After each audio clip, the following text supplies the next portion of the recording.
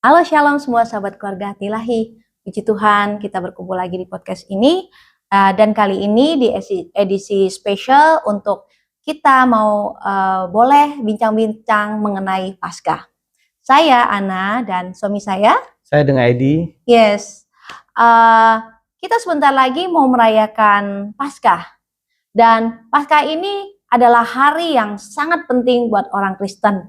Jika umat muslim dia ada merayakan kemenangan setelah 30 atau 40 hari berpuasa 30 hari. 30 hari berpuasa merayakan kemenangan, bisa menawan hawa nafsu, dan di Idul Fitri mereka merayakan kemenangan. Dan untuk umat Kristiani kita juga merayakan kemenangan yaitu di hari raya Paskah.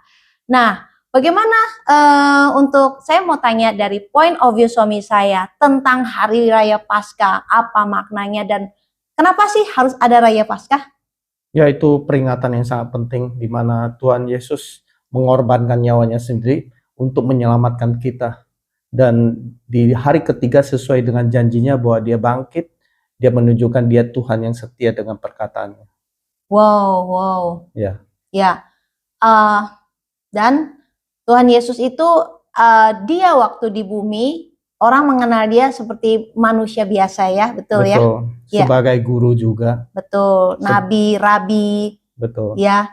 Dan pro dan kontra di mana dia kalau muridnya tahu bahwa dia adalah Tuhan, tetapi orang-orang dunia tidak mengakui dia sebagai Tuhan, betul ya? Betul. Yes. Tetapi puji Tuhan dengan kematian dia tidak usah berbicara dia Tuhan, tapi kita tahu dia adalah Tuhan. Betul, dia menampakkan diri kepada muridnya sebelum 40 hari, dia terangkat ke sorga. Dia menunjukkan bahwa dia Tuhan yang nyata. Yes.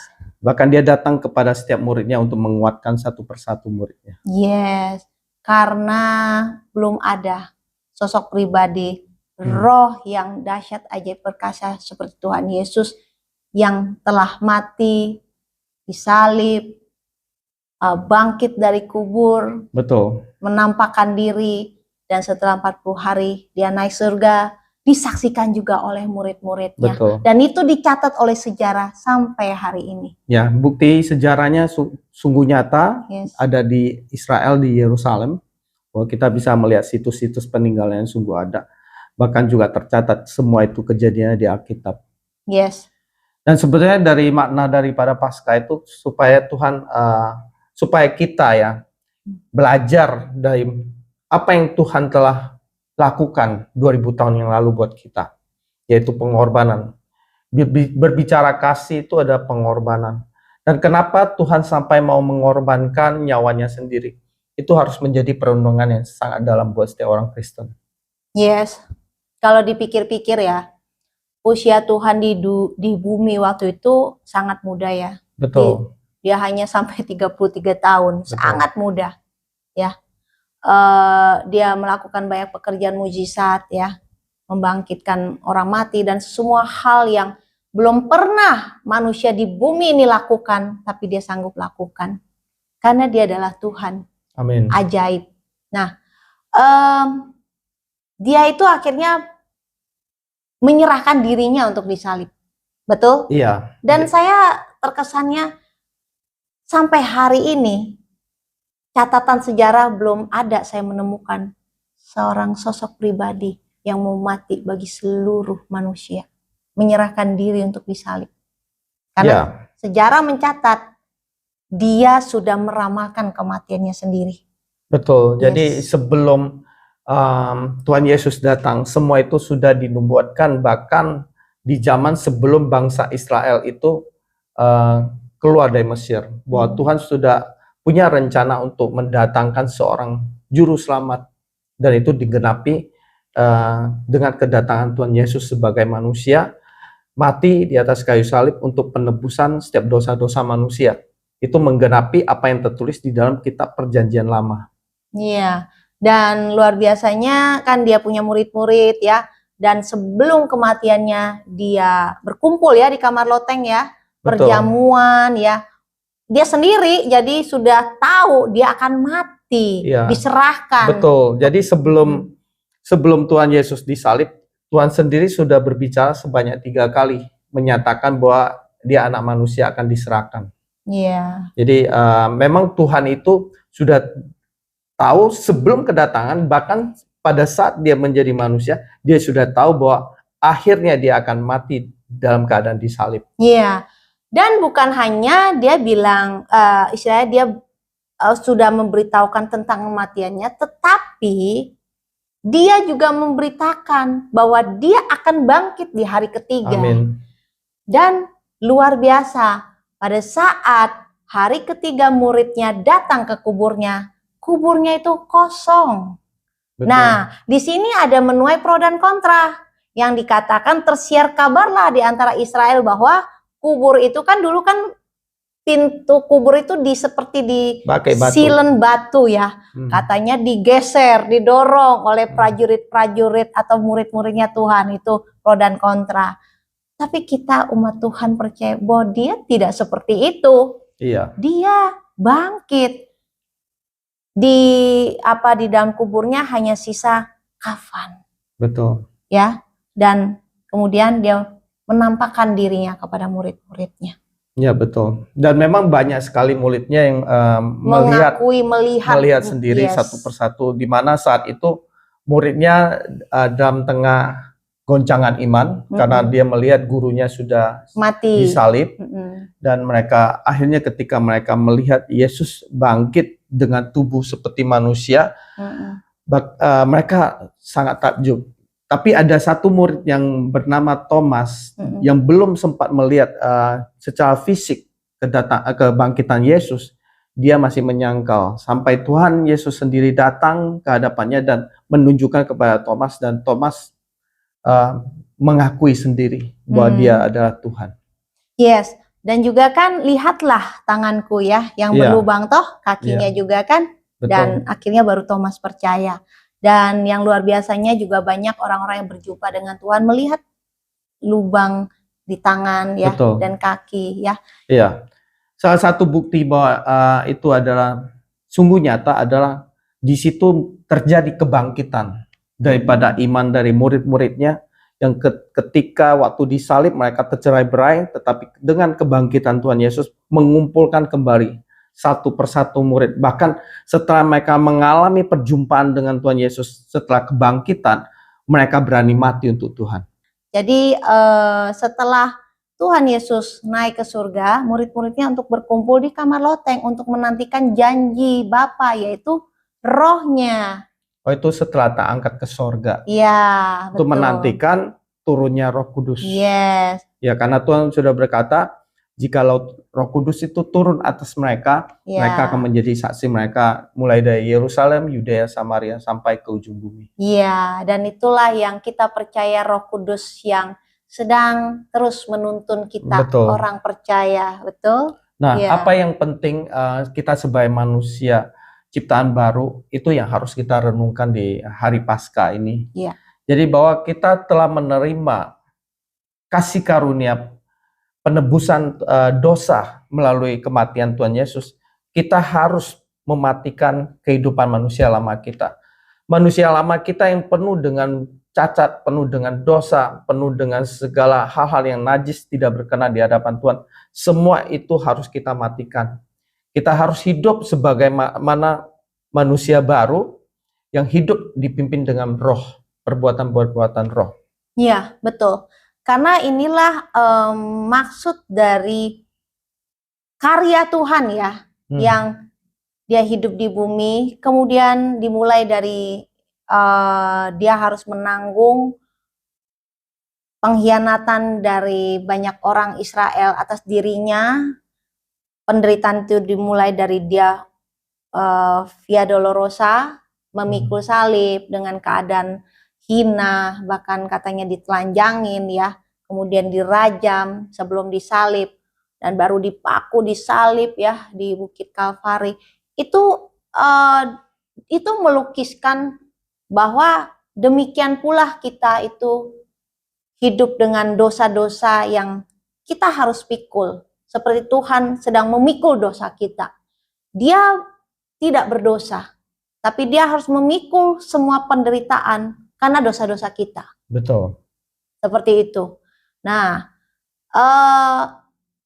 makanya waktu dengan kematian dia di kayu salib itu sebagai simbol, ya, dia sedang mematikan perbuatan daging kita. Amin. Karena manusia itu cenderung hidup di dalam dosa kedagingan.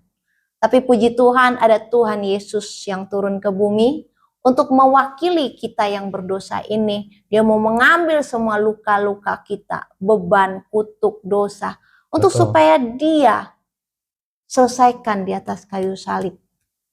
Nah, demikian seperti itu, supaya perbuatan-perbuatan dosa mati, tidak ada Ya. kuasanya. Ya, sebetulnya kita harus tahu semua dosa yang kita pernah lakukan ketika kita datang kepada salibnya Yesus. Kita mengakui bahwa kita adalah manusia berdosa dan kita menerima dia sebagai Tuhan.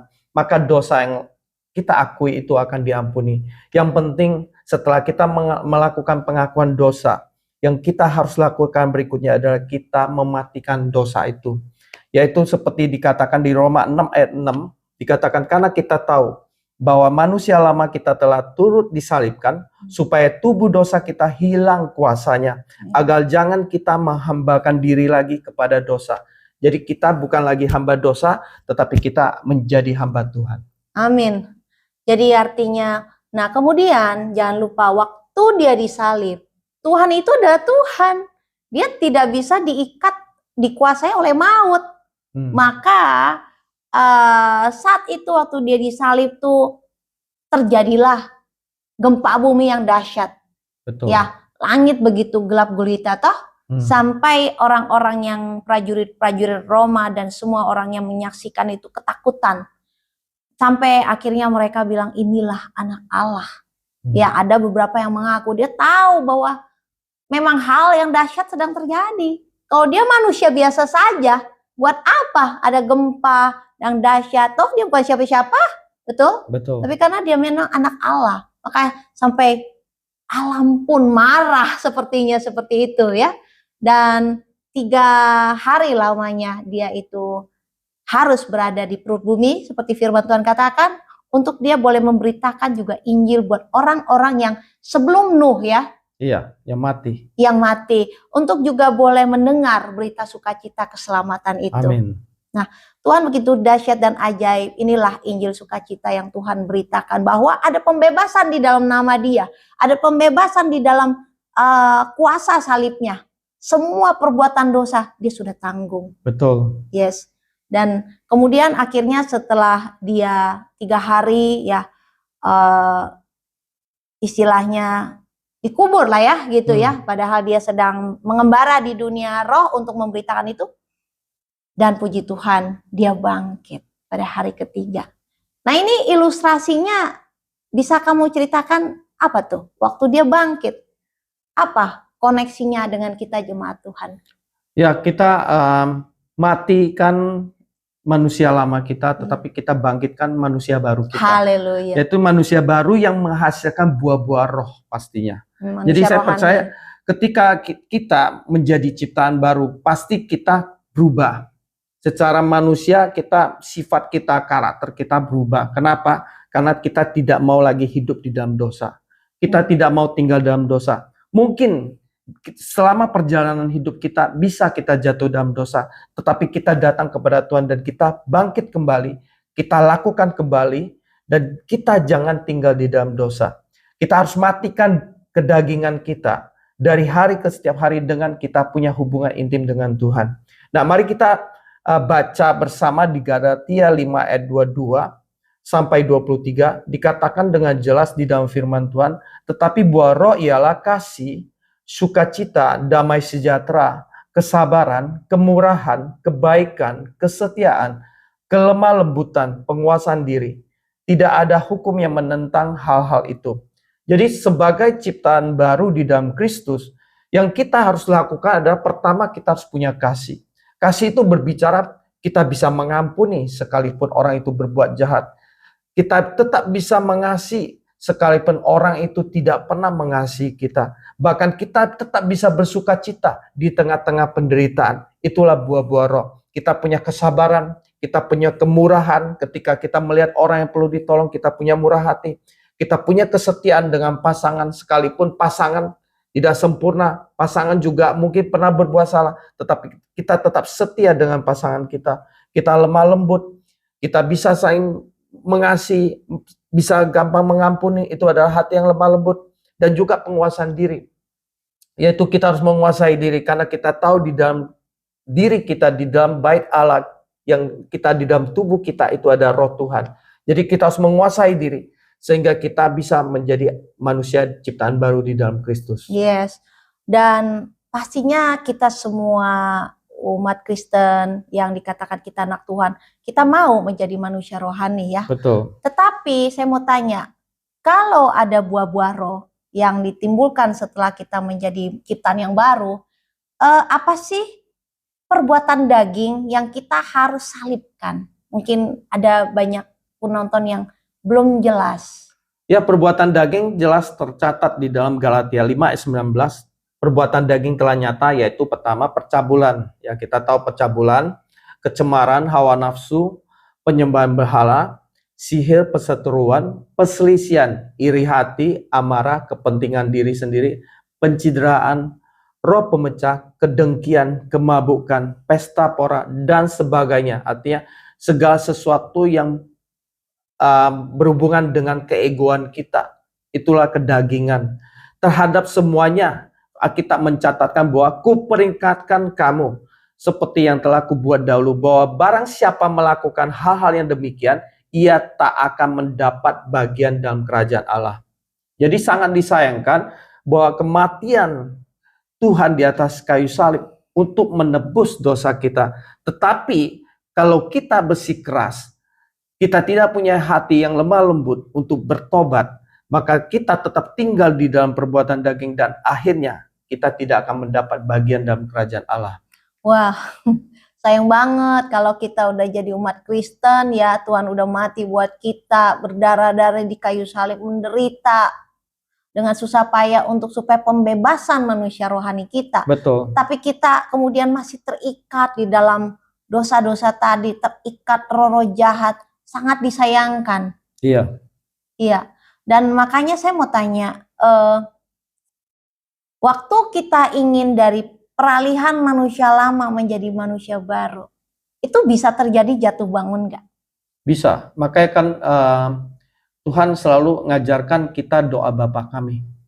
Yaitu kita harus selalu minta ampun, tapi bukan sengaja kita tinggal dalam dosa. Ya. Jadi Allah tidak bisa dipermainkan. Jadi Allah tahu dengan isi hati kita dan niat kita. Jadi kalau memang kita tidak sengaja jatuh dalam dosa, kita datang kepada Bapa, dikatakan di 1 Yohanes 1 ayat 9 bahwa ia setia dan adil. Barang siapa mengakui dosa, maka ia akan mengampuni segala dosa yang kita akui. Yes, menarik tuh kata yang tidak sengaja jatuh dalam dosa, tidak sengaja ya. Betul. Artinya gini, berarti saya ingat bahwa kita itu harus selalu belajar apa itu dosa, betul ya? Betul. Karena banyak orang kan bilang, oh itu bukan dosa, padahal waktu kita teliti di firman Tuhan itu ternyata dosa. Kayak contoh, geram itu gitu. Apa sih ini orang? Ini orang gitu. Ya itu kan kebiasaan saya dulu tuh sempat seperti itu. Tapi waktu firman Tuhan berkata buanglah geram, kepahitan, amarah, wah kita langsung segera berubah. Maka supaya kita tidak sengaja jatuh ke dalam dosa, ada baiknya kita selalu datang kepada Tuhan, bukan hanya berdoa. Saya merasa tidak cukup hanya berdoa. Bukan hanya pujian penyembahan, tetapi kita harus membaca firman Tuhan. Iya, dan kita harus merenungkan, Yes. Dan akhirnya kita harus menghidupi apa yang kita baca firman itu. Supaya kita benar-benar, kita tidak disesatkan oleh kuasa gelap. Betul. Ya, kita mengerti apa yang dimaksud dosa, hidup benar, hidup kudus. Kita terus belajar setiap hari. Amin. Iya, betul. Yes. Jadi roh dan daging itu ada dua yang berlawanan. Ketika kita menghidupi perbuatan daging, maka manusia roh kita akan cenderung melemah. Tetapi ketika kita menghidupi manusia roh kita dengan mematikan kedagingan, maka manusia roh kita akan kuat. Dengan manusia roh kita kuat, maka kita akan hidup di dalam kebenaran, bukan hidup tinggal di dalam dosa. Yes. Jadi kalau kita berbicara tentang salib Tuhan, tentang makna Paskah, tentang kematian dia, kebangkitan dia. Wah, nggak cukup ya, sejam 2 jam tuh nggak cukup. Nggak Karena cukup. begitu dahsyat ajaib perbuatan dia, dan contoh-contoh dan makna itu begitu luas. Bahwa Tuhan itu sungguh ingin memberikan kemenangan buat umatnya. Amin. Pertama, kemenangan di dalam rohani, betul? Betul. Secara pribadi dulu ya, kita menang ya, betul ya? Ya, Tuhan ingin kita Yes. itu bisa menang di dalam pertobatan. Yes. Setelah itu Tuhan juga ingin menang, kita menang di dalam aspek bahwa kita bisa menangkan jiwa-jiwa buat Tuhan. Tapi pertama yang saya sarankan, yang saya amati adalah kita menang atas diri kita sendiri. Karena ada perkataan gini loh, musuh terbesar adalah diri sendiri. Betul. Yaitu yang tadi, perbuatan daging. Perbuatan daging itu kan enak banget. Ya, bahkan saya pernah dengar ada seorang pria diajak bertobat untuk meninggalkan dosa selingkuhannya, perzinahannya. Dia jawab apa? Saya belum mau. Kenapa? Karena masih enak. Jadi perbuatan daging dosa itu untuk sebagian orang enak. Seperti itu. Ya, tapi kita harus ingat bahwa Tuhan sudah kasih pesan, lebih baik engkau kehilangan satu mata atau satu tangan daripada seluruh tubuh kamu utuh dicampakkan ke dalam neraka. Yes. Jadi kami berharap di momen Paskah ini buat setiap kita yang ingin sungguh-sungguh menjadi berkenan di hadapan Tuhan, agar hidupnya benar-benar dipenuhi dengan damai sejahtera, sukacita, kasih di dalam Tuhan. Kita bisa meneladani apa yang Tuhan sudah contohkan buat kita. Amin. Memikul salib, menanggalkan keduniawian dan kedagingan. Tubuh ini fana, ini semua fana. Tapi dia bangkit untuk memenangkan rohani kita, membebaskan manusia rohani kita, supaya kita bisa benar-benar merenungkan makna kebangkitannya, dan kita benar-benar mati di dalam kedagingan perbuatan dosa kita, dan kita mengalami kebangunan rohani, dan kita bisa menang bersama Tuhan. Amin. Dan saya percaya kemenangan rohani itu tidak hanya membawa dampak kebebasan pribadi di dalam Tuhan, merdeka rohaninya, tetapi juga akan menang dalam hubungan rumah tangga. Amin. Karena dirinya sudah dibereskan Tuhan, pasti dia akan berimpact buat orang sekelilingnya, terutama pasangan. Betul. Ya, dan juga bahkan akan meluas lebih lagi, bahwa dia bisa berdampak buat banyak orang. Dan itulah yang kami harap, bahwa Paskah 2025 ini akan membawa banyak kemenangan yang benar-benar kemenangan yang sesungguhnya, ya. Buat teman-teman semua, kita berdoa agar semakin terjadi pemulihan di dalam rumah tangga, Amin. di dalam hubungan, di dalam keluarga. Bersama Tuhan kita pasti bisa. Amin. Dan kami mau mengucapkan Selamat Hari Raya Paskah. Tuhan Yesus memberkati.